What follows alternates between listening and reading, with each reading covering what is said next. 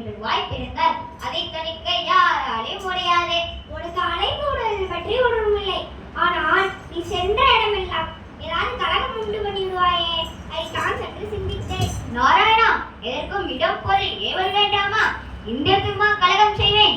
கலையரசியே, தாங்கள் நடத்தும் இந்த பூஜை எனக்கு மிக்க மகிழ்ச்சி தருகிறது. ஆஹாஹா, எவ்வளவு அழகான அலங்காரம்!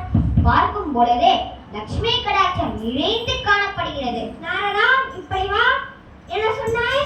நம்ம சத்திய லோகமும் லட்சுமி கடாட்சம் நிறைந்து காணப்படுகிறது என்று கூறினேன்.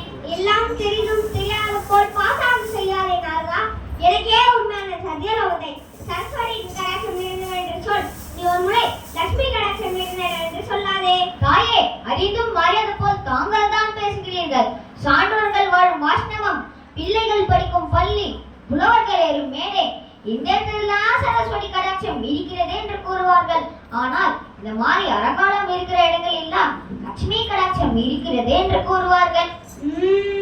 சரிதான். இங்கேயும் கழகத்தை துவக்க வேண்டும் என்று முடிவு செய்துதான் நீங்க வந்திருக்கிறாய் என்று நினைக்கிறேன். சிவசிவா, கண்டும் கேட்டு ஒரு உலக நுணுங்களை சொன்னா என கலகக்காரன் என்று கூறுகிறீர்களே. இடத்தை பற்றி பேச இங்க தேவையில்லை.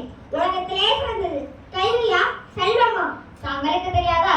நான் சொல்லிதான் தெரியணுமோ? பரவாயில்லை, இரண்டில் எது சிறந்தது ஒன்று முறை நீயே கூறேன். தாயே, எனதறி கேட்டவரே, உலகத்திலே சிறந்தது செல்வம் தான். நானா? தாயே, கல்வியோட செல்வமா சிறந்தது? செல்வாக்கு இல்லை என்றால் சொல்வாக்கு மதிப்பு ஏது தாயே? ஒரு பெருமை பெற்ற கல்விக்கு 7 பெருமையும் 500 என்று என் அருள் பெற்ற ஒருவன் எழுதியிருக்கிறார். அது நீ படித்திருக்கிறாயா?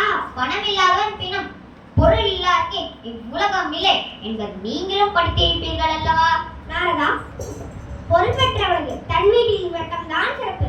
ஆனா கல்வி கற்றவனுக்கு சென்ற இடமெல்லாம் சிறப்பு. அதை படித்திருக்கிறாயா? தாங்கள் சொல்வது புரிகிறது. ஆனாலும் 8 ஐஸ்வர்யம் பெற்றாரும் ஒரு செல்வந்தற்கு நிகர் வேறேது தாயே? நாரதா, உலகம் 1, ஆண் பெண் இனம் 2, தமிழ் 3, மலை 4, புலன் 5, சுரை 6, சுரமேறு திக்கெட்டு ரசம் 9. அனைத்து மலர்களுக்கு உணர்த்துவது கல்வி. அதற்கு தலைவி நான். இன்றொரு முறை செல்வம் தான் சிறந்தது என்றும் என் முன்னே கூறாதே. போதும், உன் விளக்கம் தேவையில்லை. இதோ பிரம்மரே வந்து விட்டார், அவரே கூறட்டும்.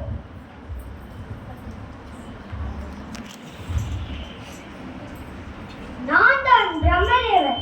படைக்கும் தொழிலை செய்பவன் நான். நான் சிவன் மற்றும் விஷ்ணுவுடன் மும்மூர்த்திகளாக காட்டப்படுவேன். சரஸ்வதியோட கணவனாவேன். வணக்கம் பிரம்மதேவரே. நீங்களே கூறுங்கள், உலகத்திலே சிறந்தது கல்வியா செல்வமா? திடீரென்று இந்த பிரச்சனை எதற்காக வந்தது? எப்படியோ வந்துவிட்டது, பதில் கூறுங்கள். இந்த விஷயத்தை துவக்கிறது யார்?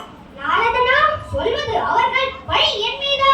நாரதா, நீ ஒன்றும் கூற வேண்டாம். நான் அவரிடமே கேட்கிறேன், நீங்களே சொல்லுங்கள்.